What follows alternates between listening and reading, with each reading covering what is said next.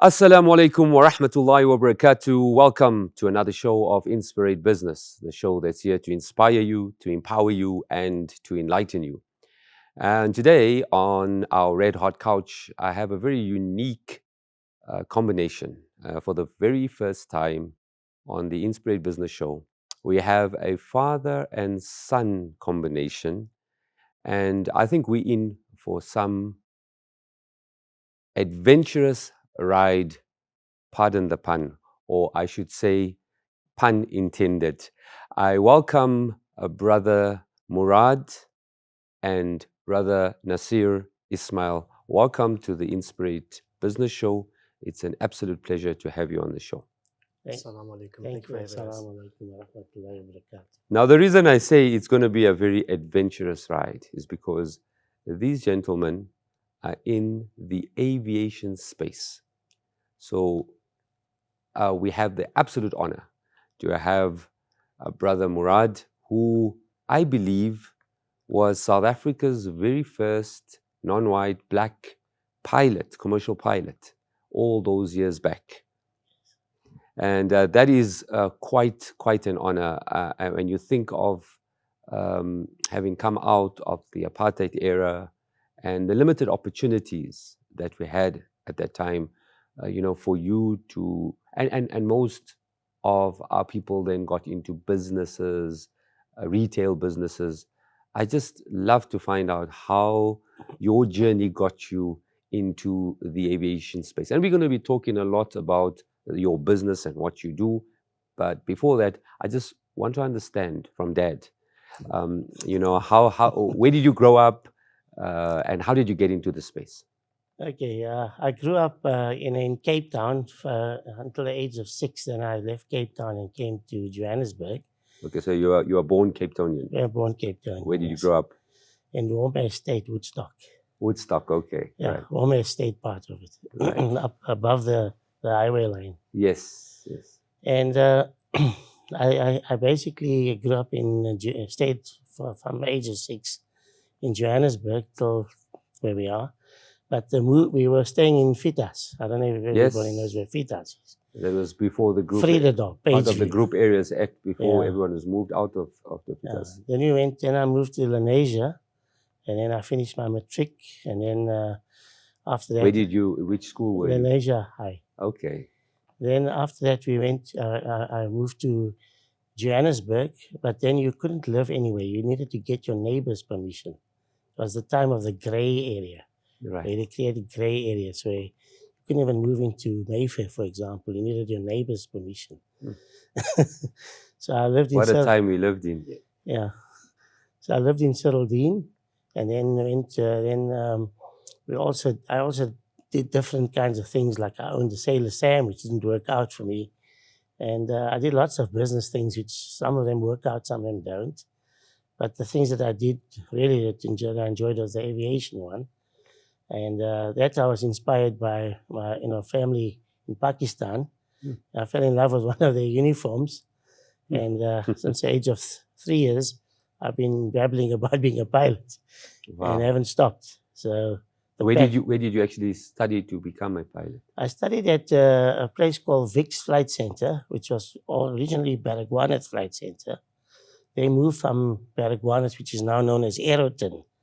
That's actually the runway at Aeroton, is the main road. So this is out in the south of... Yeah, they're by the Rancho. Right. And they moved to Rand Airport, and they just moved basically in that December.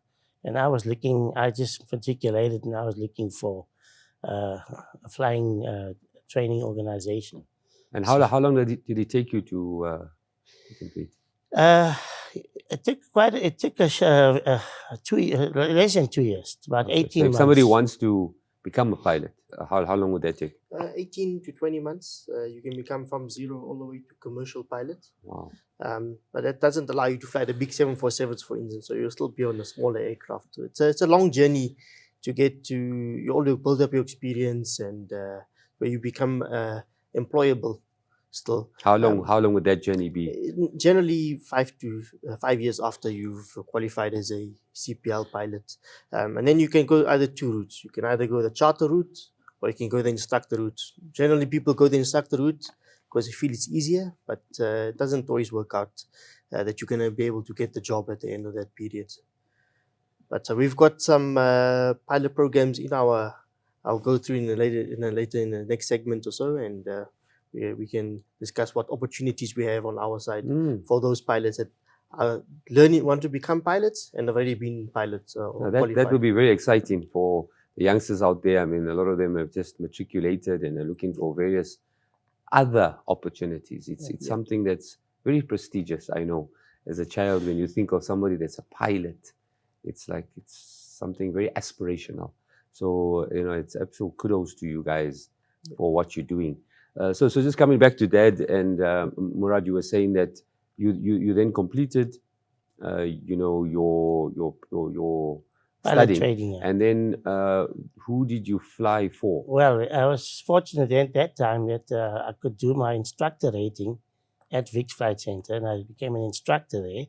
But I also I had a friend of mine that used to own a engineering works in Newlands, and his name is Tony.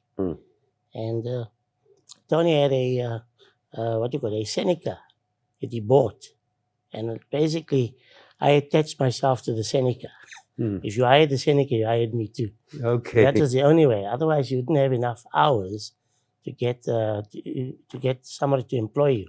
So pardon my ignorance. A Seneca is how big? Two engine aircraft, 6 people on board. Okay, all right. So it was a big aircraft at the time for me, because obviously I had to go from a smaller aircraft and build up to a bigger aircraft.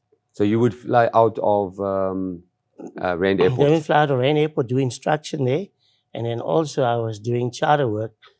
We hire the aircraft out to other charter companies, and then they go different places. Wherever they need, we fly the aircraft to that location. When you talk of charter, right? Charter is you take in private companies who want to maybe go to a game reserve or for business, going into other parts of the country. Is that how the charter would work? Yeah, charter can be for a variety of things. I mean, you can use charter for functions. You can use them for conferences. Okay. You can use them for meetings. So charter's got a wide range. All right. And we like at one stage at Interlink Airlines, we used to fly the Big Five, and that's not the animals. These are we could fly the president, the deputy president, Mr. Mandela, chief of the defense force, and the secretary. And you have had That's that called honor? That's called a Big Five, yeah. Wow. For those that don't know. Wow. That is must have been quite an experience. Yeah, it used to be called the Big Four, because Right. Mr. Mandela is the only person I know of that can actually that could fly even when he wasn't the president on these things. It was a special privilege afforded to him. Okay. So on Interlink, you said you had that honor of actually flying him. Yeah, we had a contract for 3 years, so we took it from one of the big companies that we beat them on a tender. So we're not happy, but we carried on delivering our jobs. Good. And what's also very interesting is that you have imparted this knowledge, this experience onto this young man, right? Now, I guess growing up in a home where your dad is a pilot, I guess it's natural that you would follow his footsteps. Yeah, they say once the aviation bites you, the bug bites you, and it's in your blood, the jet fuel's in your blood. So it's very difficult to get out now. My parents, both of them used to run this airline called Interlink, and they spent a lot of time away from us. So we never got to see them most of the time. 200 days out of the year, they were basically traveling, doing business in Africa and Middle East. We at home basically had to look after ourselves. We had one of my aunts used to look after us as well. How many siblings are you? I've got a twin brother, and I've got an older brother as well. So, are they also involved in the... No, my older brother, he's an aeronautical engineer. And, okay, so he's still in the industry, yeah. And a nuclear physicist. Okay. And he's busy with his master's. He's almost qualification. finished with that. And then I have a twin brother. He's based in Cape Town. And he does football training for kids, and basically does athletics and stuff like that for children in schools. Okay, so a little bit about your journey. How did you then get involved in I've been working for the airline since I was my nappies almost. right? Because you get the privilege of traveling with them, and I've worked my way up. So I've started from the bottom all the way up to the commercial side of the business, and that's what I like the most. So I've done the operational side, the packing of aeroplanes, working with the cabin crew, working weekends, getting taxed on my salary even 25%, even though I was earning minimum wage, but it was like slave labor. So Good on dad for that. I mean, I think so that's the best schooling you get.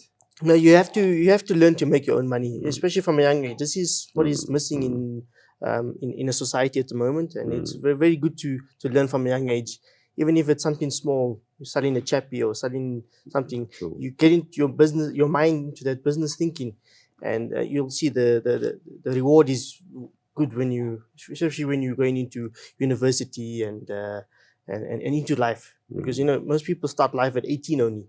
You can start that journey earlier, be a good skills to build up, Mm. and makes you a better person, I guess. Mm. So we've come to already this end of the first segment, and boy, have we been taken on quite a journey.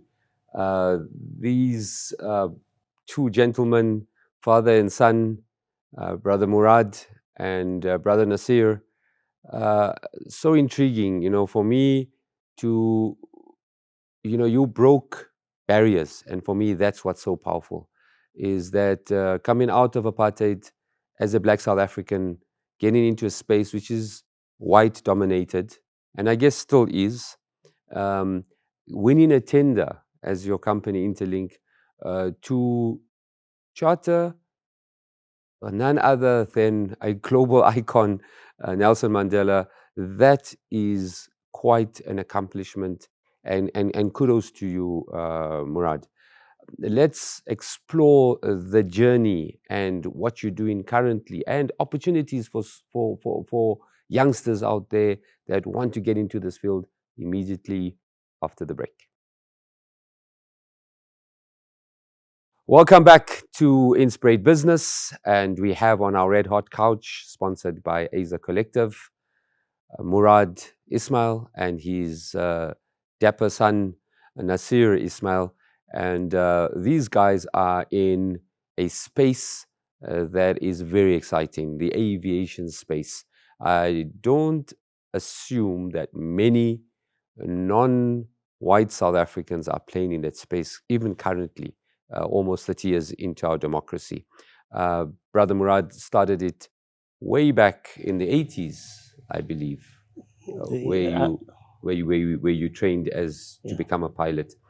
So this was in the height of apartheid, in that very volatile time, and got to start his own airline, Interlink, where he flew what he called the Big Five, and we learned that the Big Five is not the animals, but it was the president, our great father of our nation, Nelson Mandela, and the likes of those astute politicians that Murad would fly. Now, just fast forward, in Interlink then operated for, I believe, almost 2 decades.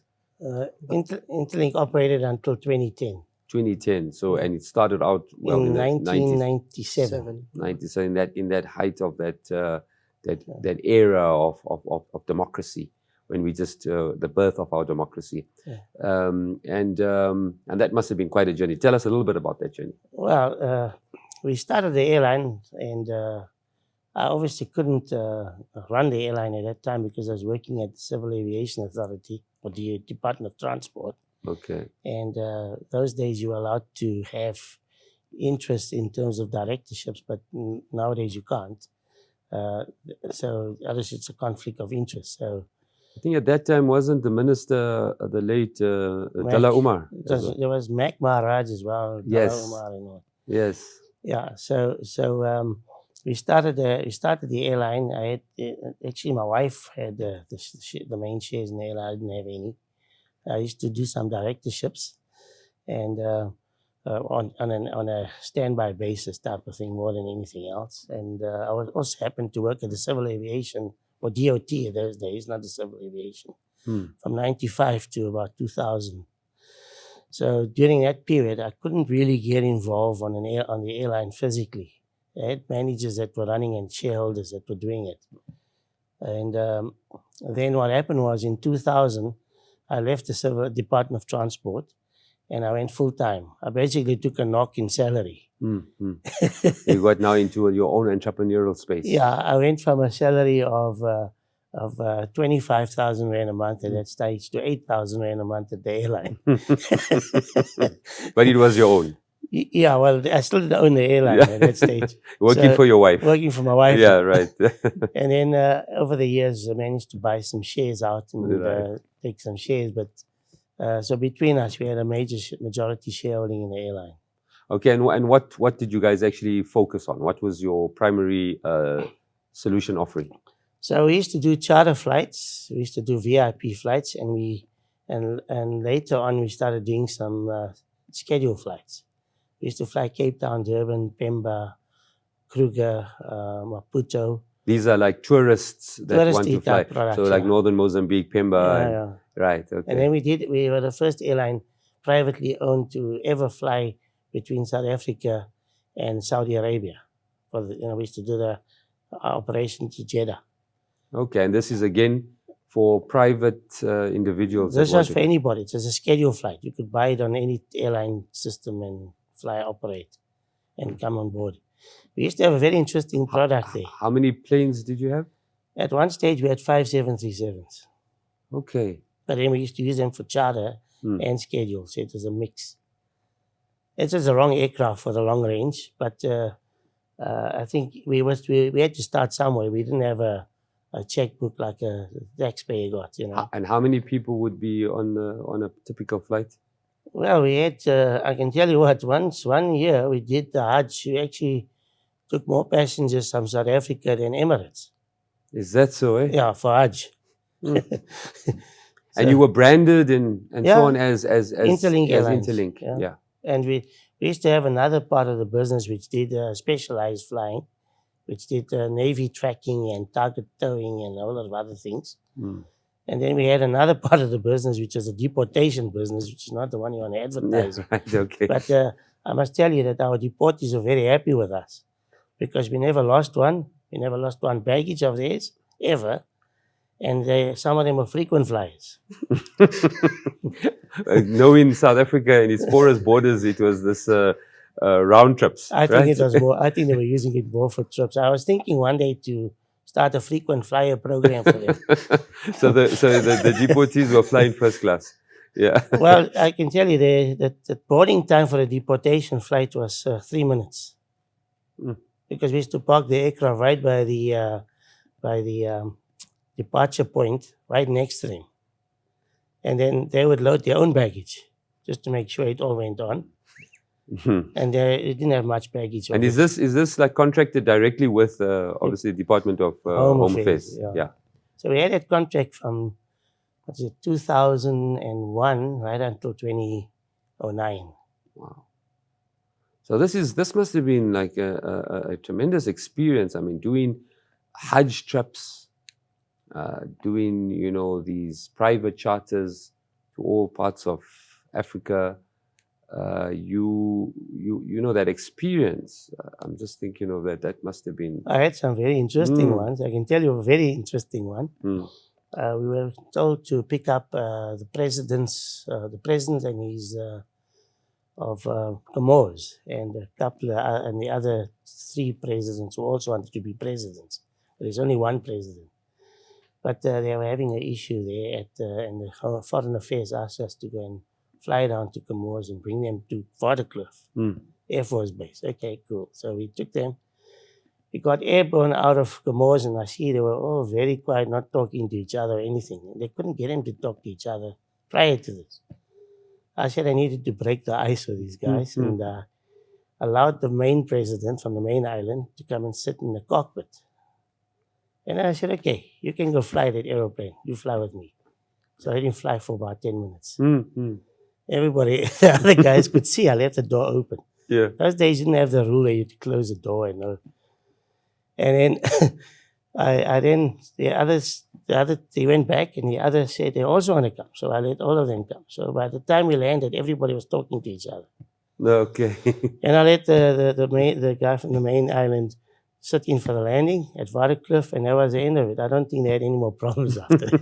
So you became a diplomatic negotiator as well. Eh? So really some interesting things happened. Yes, I mean, just being in the caliber of those type of people, must have been such a great experience. Yeah, we've had some really interesting things along the way, but I can spend hours talking about them.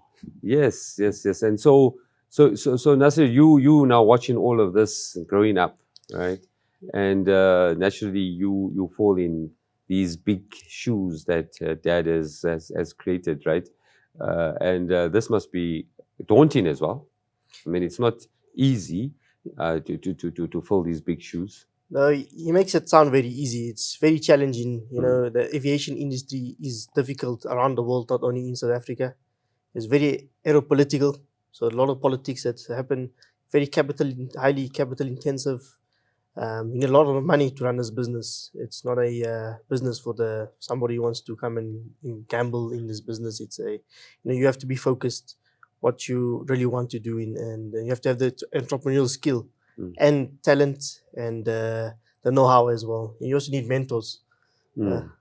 Otherwise, it's just challenging. Okay, so Interlink doesn't exist anymore. No. Yeah. Well, in theory, it still exists. Okay. Because a final L&D hasn't been closed by the master, but it's already been submitted. So, all right. And as far as I'm concerned, it's gone. All right. Something new emerged. Yes, we've been looking at the market for the past 10 years, and we developed some more product in the tourism industry, because that's where the main business is in the tourism side.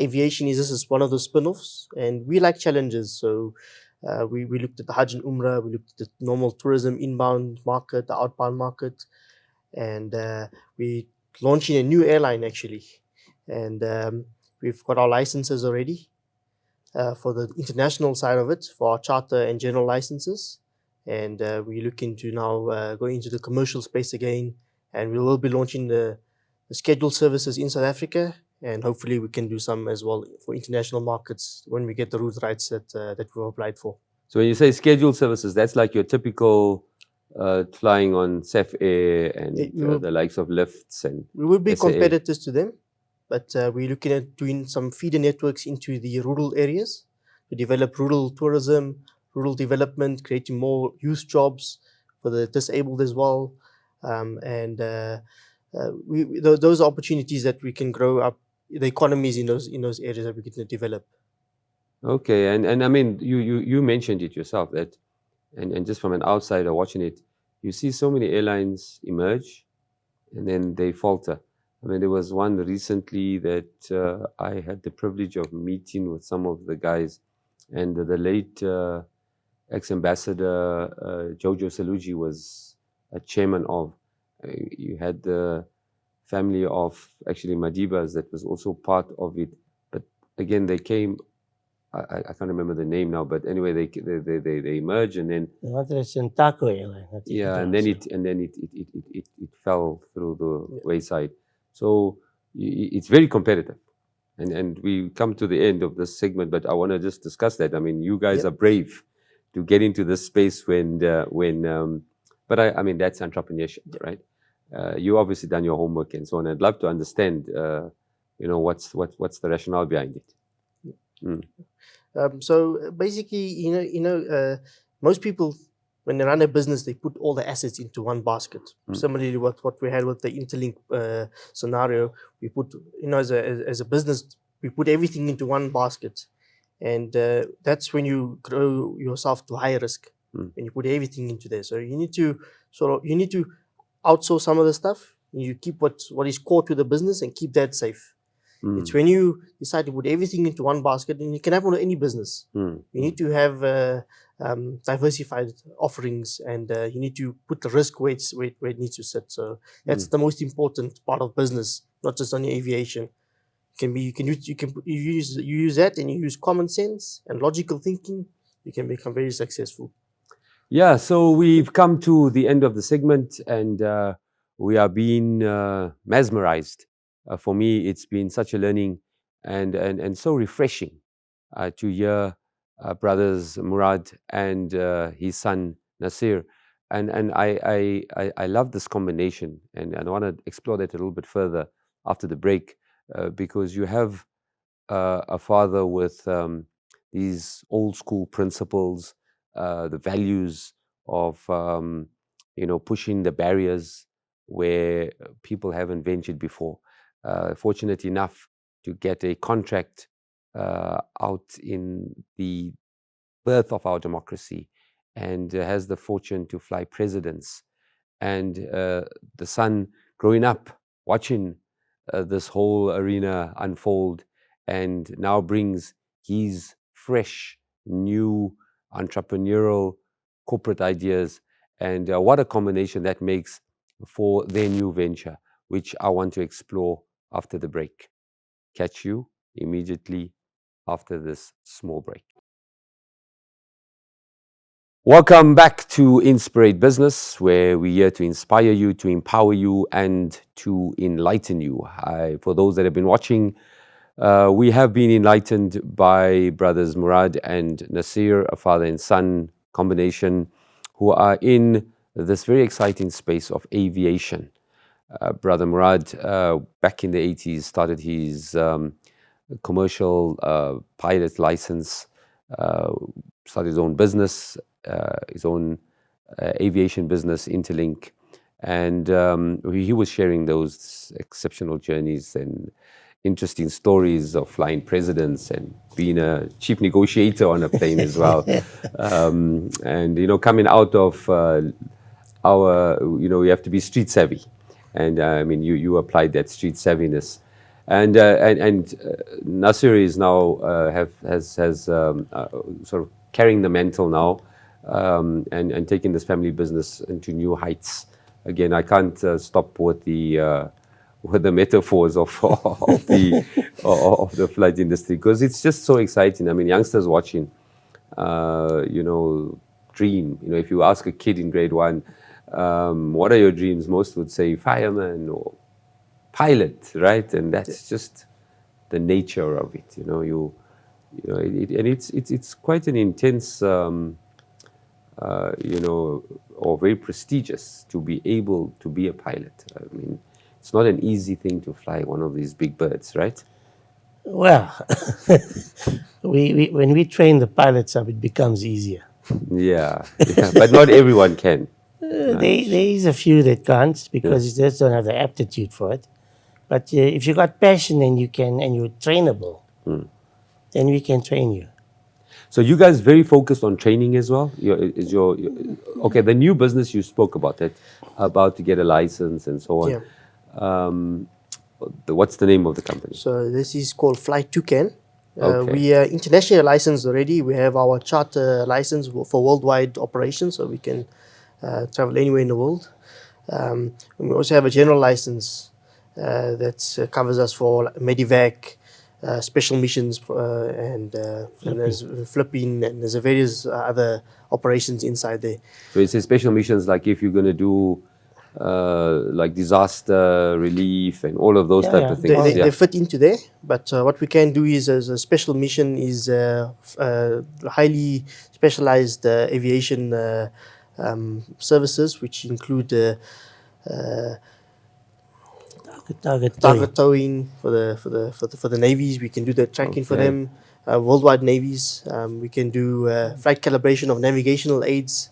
We have run it in one of our other companies in 2020. So we've in South Africa, we're one of the first privately owned companies to offer. Yeah. So you were saying something at the break about a disaster that happened in 2020, and you guys were one of the only companies that were able to assist. Maybe you can just share a little bit about that. So in 2020, there was an unfortunate accident where the South African Civil Aviation flight calibration aircraft unfortunately crashed into the mountain in George. And that was one of the only platforms in Southern Africa at the time and there was no replacement. You know, these aircraft are equipped with highly specialized equipment that take 2 years to build up, and the South African Civil Aviation lost this service. So they went out on tender. We were fortunate enough that in 2015 we've been already working on our projects for this flight calibration system to become I wouldn't say a competitor, but we were looking for business outside of South Africa. So when that principle they talk about where preparation meets opportunity, Yeah, you guys were just at that. So we were ready for it. We had all the documents, we had all the thinking already. Murad's also a flight calibration pilot. Well, actually, he's the first non-white flight calibration pilot trained in South Africa. So he was trained in those times when it was very tough as well. So he had very good instructors to train him up, and we use our skills and our business acumen to win this tender. We beat South African operators that had equipment based in South Africa, as well as foreign OEMs who actually manufacture the equipment. We even beat them. So we thought out of the box, and we delivered the service during COVID. Yeah, and Wow. we opened up all the runways. In COVID, all these they got routines that you need to run every couple of months on the equipment to keep them active. They were all shut down for a period of 6 to 7 months, and it just makes it more difficult for international airlines to be able to land safely at these airports. And we were able to get them up and running in the shortest period of time. That's quite an accomplishment. No, kudos to you guys. Now Fly Toucan. I love the name. So it's Toucan as in Toucan. That is correct. Well, that's after the bird, right? Yes. Yeah. So, okay, Fly Toucan has been established since when? We had a SPV company, a special purpose vehicle. Right. We like to keep the risk in each box. Like I said earlier, you need to have all the risks. That's the main. You need to make the structure right from the beginning. If you make the structure afterwards, then it becomes difficult if you want investors and so on. And as you mentioned, this is very capital intensive. Yeah, so you need to split that risk. So we kept a licensing company, which is called Nikicom Pty Limited, trading as Fly Toucan. Right. And the Toucan this company was established in 2013, and we've been in preparation, waiting at the right time for the market to be mature enough for us to be able to get those licenses in time. And then you have the licenses now. We have our international license at the moment.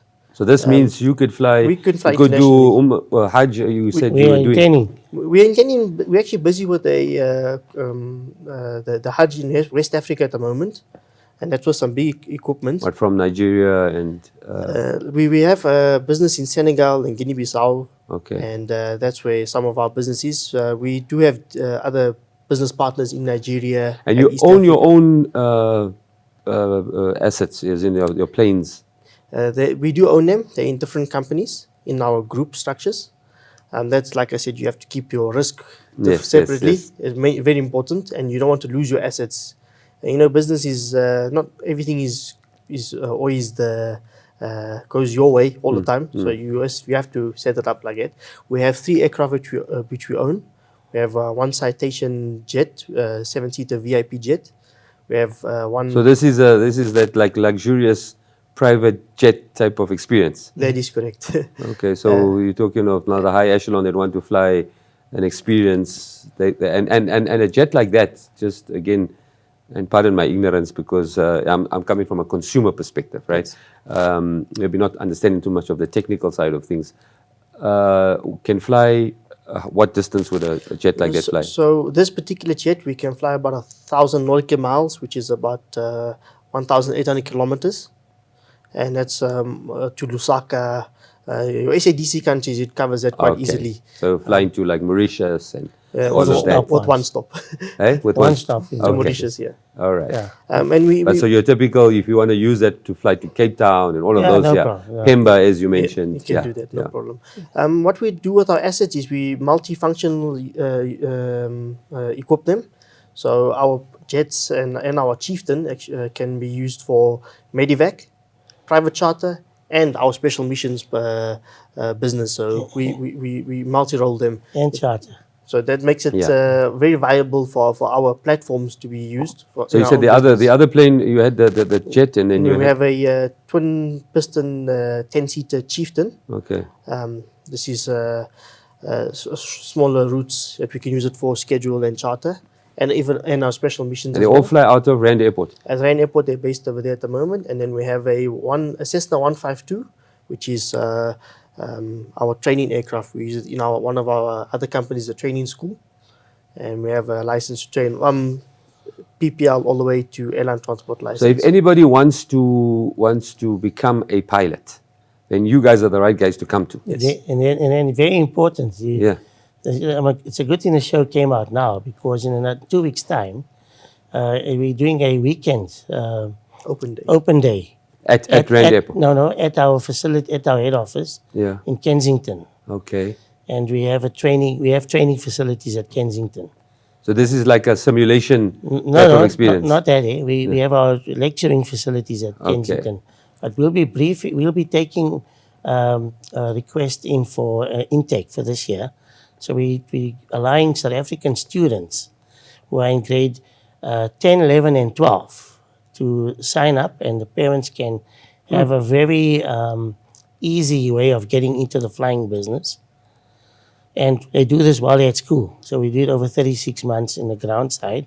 Wow. Once they leave school, within 6 months of leaving school, they have to do the other flying part of it, the remaining flying. And then they already got a job with us straight away. So all of these are with job offers. Wow. And we are doing the same. So so those are for school kids. And we got other ones for foreigners and whoever wants to come on board now. And those ones are available as well.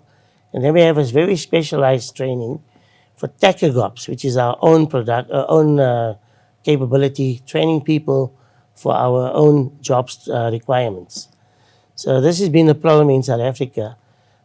People are learning to learn each module, and the company doesn't need that module only. They want more things. So our tachographs ground crew are trained in more than in 5 functions. So the tachographs is an acronym for tourism, aviation, cabin crew, and ground crew operations. Okay. So you got all those 5 functions in one person.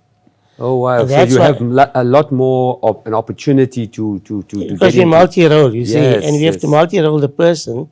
So I can send a tachographs down on a bus, for example, a bus tour, because we also have our own buses, luxury buses. So they can go on this tour down as a tour leader, or as a cabin attendant on the bus.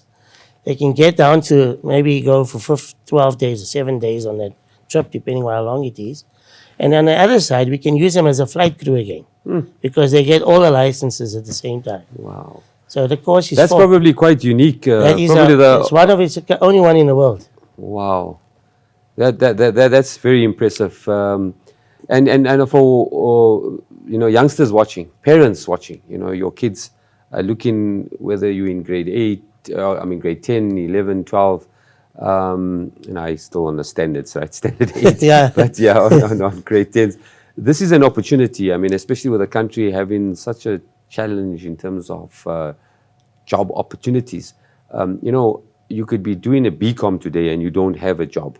And what I love of what you're saying is that you training people, but with a pretty much guarantee. I mean, there is no absolute These are guarantee. guaranteed jobs. But there's a guarantee of getting a job.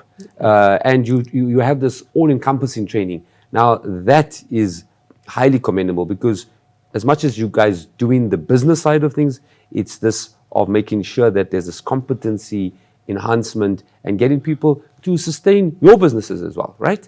And grow your businesses, because it's all about the right people. So on that very high note, we take a break. And after the break, we come in already to the last segment. I think we could do another whole show on just maybe that training component alone. And I think it's very, very exciting for somebody out there that wants to get into this space. And it's so refreshing. I think that's what's so important, is that it's so refreshing to have our people, to see people of color into a space that was never afforded an opportunity before. And I think that's what we're also trying to do in with the Inspirate Business Show, is that giving opportunities to our people to see that here are people that got into a space that broke barriers, which is not a normal space for non-white businessmen. So I want to also discuss that, somebody that wants to get even in from a business side into this here, how would they get into it immediately after the break.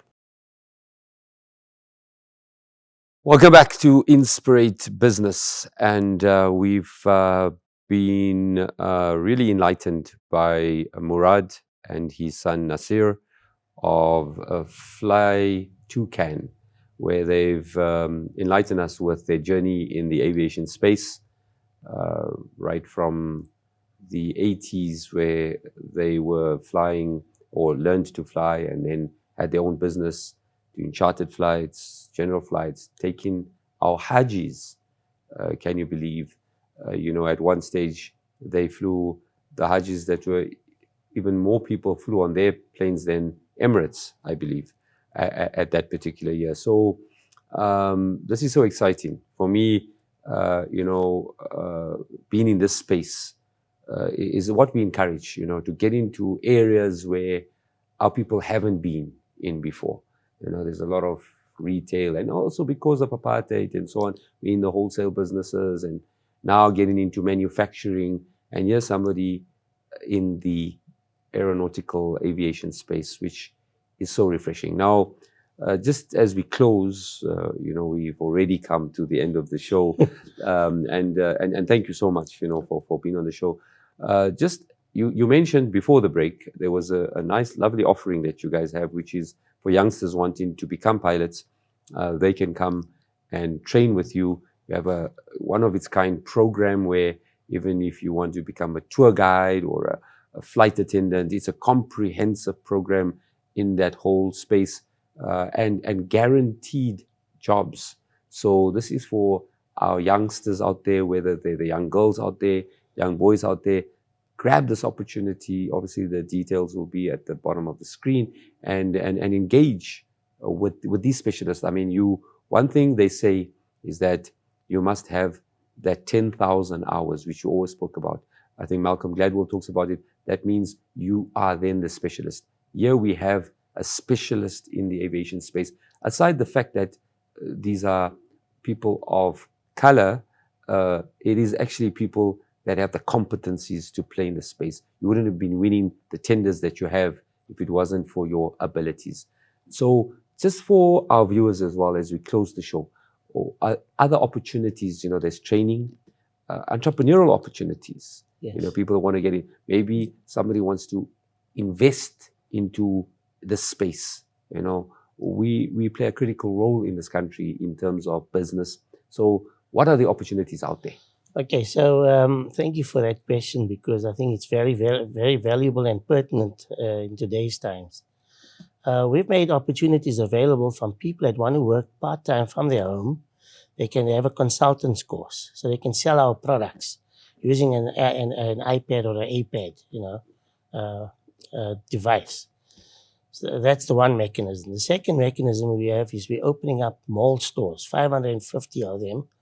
Out of the 1,700 shopping centers, we're only going to 550. And those will be franchise stores. And then we have a franchise store capability in a container format in townships, which we're opening up. And that'll be a little cheaper and obviously lower rental. So those are things we're going to be offering soon. And with the airlines launch, we're going to need a lot of sales, production, selling, and stuff like that. So we also need to create production, which is why we have the tachogops course. So this is a tourism, aviation, cabin crew, and ground crew operations course. Now that one gives you a full-time employment. The franchise is obviously a franchise, so those are fine. And then we're going to need a lot of assets. So we want to grow quickly. So we don't want to own all these assets ourselves. So we'll rather do a deal where we allow other people to invest in specific assets like quantum buses and small aircraft and stuff, which is not too expensive, and people can get into small syndicates and own them together and then get a source of income and come into our business differently. So we're allowing that type of thing. And that's doing it in a very broad-based scenario without doing a public float technically. And then if we need to do a public float later on, we'll do that and allow all these participants in our asset structures to benefit from the public float. Wow, So that's what we got at the moment. And I think it's going to rock. No, of course. And I think what's encouraging is that, and I always speak about this, that the success of our business people today, and you take it from our forefathers' principles, has been community, galvanizing the community. And what you've just done is you put a call out there for community galvanizing. We have this platform for one to many now with the Hilaal TV opportunity going out on social media.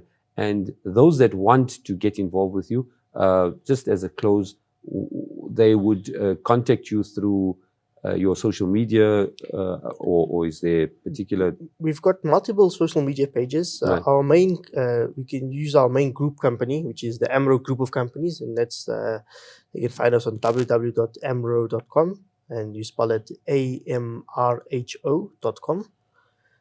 So that's where they can find all our contact details. But we'll have this all at the bottom of the screen, and you'd be more than receptive to be able to entertain the guys, whether they want to take up a youngster wants to take up a training opportunities to become a pilot, whether they are on that program of the flight attendant program and the ground crew and the tour guides, that program, whether somebody wants to take up the franchise opportunities at a mall or in a township. And this is an opportunity for South Africans to get involved of all races or colors. This is an opportunity for true empowerment, bottom-up empowerment, which we so much for, socio-economic bottom-up empowerment. And then, of course, it is somebody that wants to talk from an investment perspective,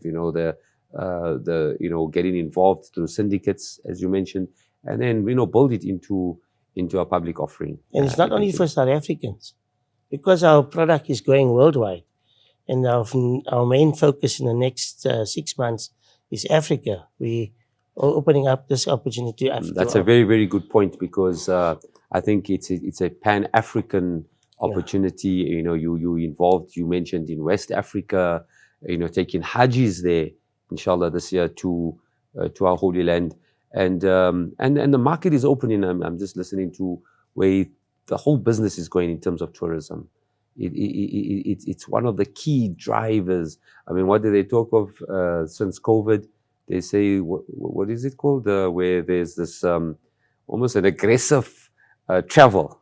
There's a nice term they use. You can look at a revenge travel, I think. Yeah, I think you were mentioning our good friend who's one of the Hilaal TV board members, Sadiq Dinda, who's at SA Tourism. He talked about that. He says there's been such this concept of revenge tourism. After the blockages with COVID, everyone just wants to travel. And here's an exciting opportunity, to get involved whichever way you want to, whether you're a youngster out there, whether you're an entrepreneur, young entrepreneur that wants to get into a franchise, or you're an investor out there that wants to get into a sector which many of us haven't played in. Here are the subject area experts. They say when you want to invest, work with somebody who is the specialist. And here's the guys that are there. We've come to the end of the show. We would have loved to have gotten even further. Maybe we should do another show at a later stage. Thank you, gentlemen. Murad, it's an absolute pleasure to have you here. It's actually so inspirational to have somebody of your caliber who's broken into barriers that nobody has gone in. And of course, your son, Naseer, who's now carrying the mantle and taking it into the future. We wish you, on behalf of the Inspirate business team, all the best for the future. Thank you. Thank you. Assalamu alaikum wa rahmatullahi wa barakatuh.